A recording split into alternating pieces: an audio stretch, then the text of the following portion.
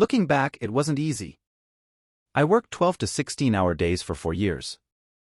Almost always 6 days a week and always a few hours on Sunday. We created an awesome service and sold the crap out of it. The business with CUL? I remember tough times, and I had to put every dime of my money into the company. We had less than $50 in our account at least 5 times. Except for my family during those startup years, I sacrificed plenty. I canceled cable TV and I temporarily stopped doing a lot of things I enjoyed because I was committed to a goal and a dream of something far greater than a lifetime job. The lifestyle? Now, I am an investor in multiple startup companies and am making an impact I could have never imagined. I have no apologies or regrets. My life rocks and I wouldn't change a thing. If I didn't make a choice to get into business and start a company, I don't know where I'd be. This story epitomizes the FastLane. A business was created, a lifestyle grew the business, which opened up the expressway, and the expressway led to extraordinary wealth, which led to freedom. And yes, it isn't for everyone. Question is it for you? The FastLane Mind Pasties. Like the other roadmaps, the FastLane roadmap contains the same mileposts or behavioral characteristics that drive the FastLaners' actions along the journey. They are debt perception. Debt is useful if it allows me to build and grow my system. Time perception. Time is the most important asset I have, far exceeding money. Education perception. The moment you stop learning is the moment you stop growing. Constant expansion of my knowledge and awareness is critical to my journey. Money perception. Money is everywhere and it's extremely abundant. Money is a reflection of how many lives I've touched. Money reflects the value I've created. Primary income source. I earn income via my business systems and investments. Primary wealth accelerator. I make something from nothing. I give birth to assets and make them valuable to the marketplace. Other times, I take existing assets and add value to them. Wealth perception. Build business systems for cash flow and asset valuation. Wealth equation. Wealth equals net profit plus asset value. Strategy. The more I help, the richer I become in time, money, and personal fulfillment. Destination. Lifetime passive income either through business or investments. Responsibility and control. Life is what I make it. My financial plan is entirely my responsibility and I choose how I react to my circumstances. Life perception. My dreams are worth pursuing no matter how outlandish, and I understand that it will take money to make some of those dreams real. These mileposts are what formulate the FastLaner's lifestyle. It drives action. The FastLane roadmap, predisposed to wealth. The FastLane roadmap is predisposed to wealth because it operates under a wealth equation with controllable, unlimited variables, and the mathematical cage of time is removed. ULL is replaced with CUL. Correctly exploited, the roadmap reveals a rapid road to wealth via unlimited mathematics evolving via profit or a asset value or both.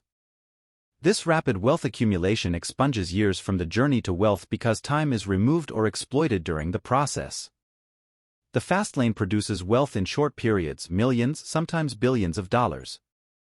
Yes, it's true, a get-rich-quick exists.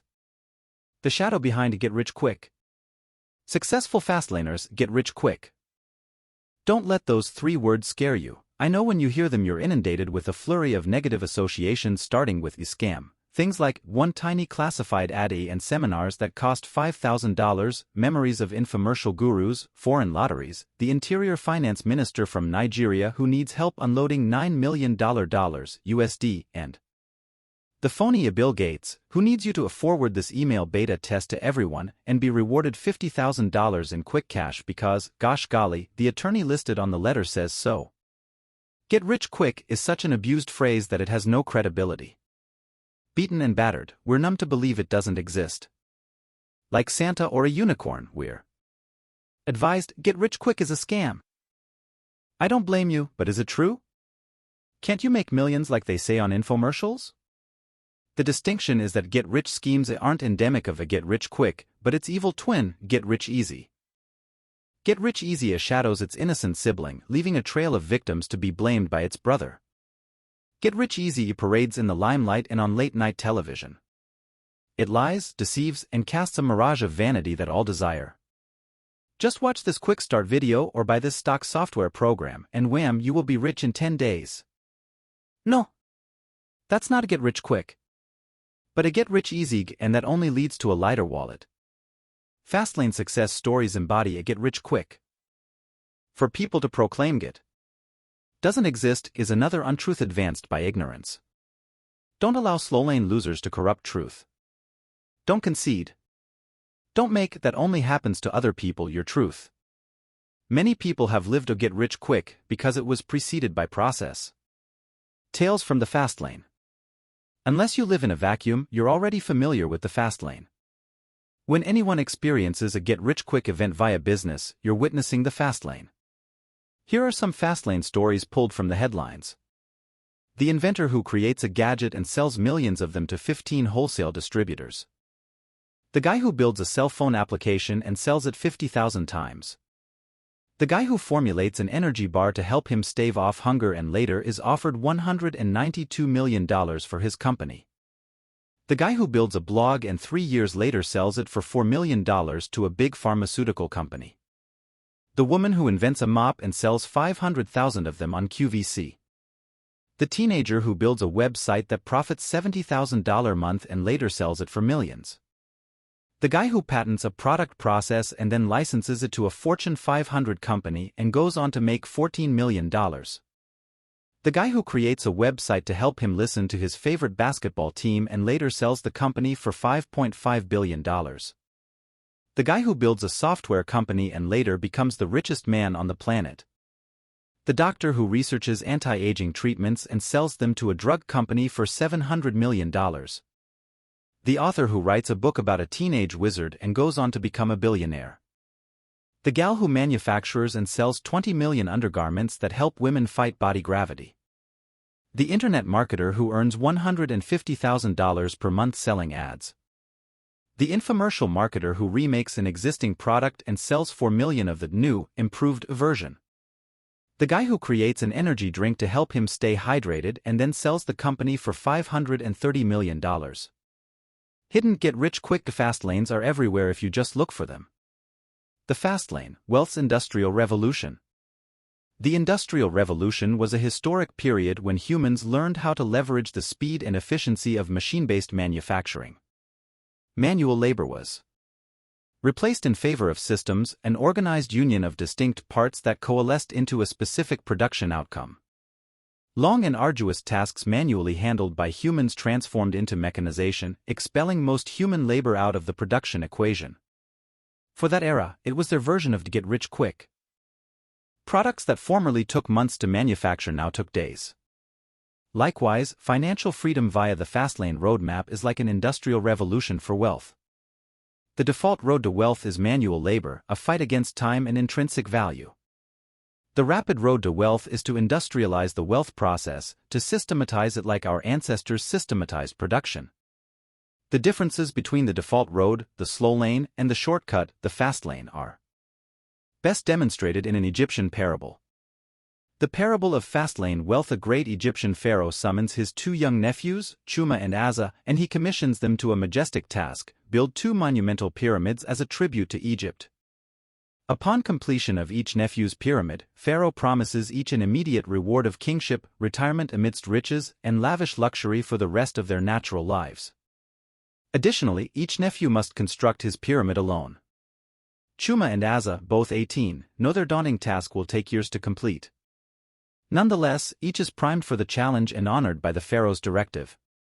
They exit Pharaoh's chambers ready to begin the long pyramid building process. Azur begins work immediately. He slowly drags large heavy stones into a square formation. After a few months, the base of Azur's pyramid takes shape. Townsfolk gather around Azur's constructive efforts and praise his handiwork.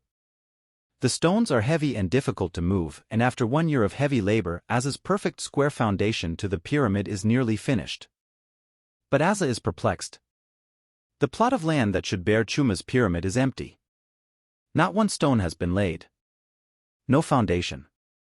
No dertingravimos. Nothing. It's as barren as it was a year ago when Pharaoh commissioned the job. Confused, Azur visits Chuma's home and finds him in his barn diligently working on a twisted apparatus that resembles some kind of human torture device. Azur interrupts Chuma. "What the hell are you doing?" You're supposed to be building Pharaoh a pyramid and you spend your days locked in this barn fiddling with that crazy machine? Chuma cracks a smile and says, I am building a pyramid, leave me alone. Azur scoffs, yeah, sure you are. You haven't laid one stone in over a year. Chuma, engrossed and unfazed by his brother's accusation, retorts, Azur, your short-sightedness and thirst for wealth have clouded your vision. You build your pyramid and I will build mine. As Azur walks away he chides, you fool. Pharaoh will hang you in the gallows when he discovers your treason. Another year passes and Azur solidifies the base of his pyramid and begins the second level. Except a problem arises. Azur struggles in his progress. The stones are heavy and he cannot raise them to the pyramid's second level.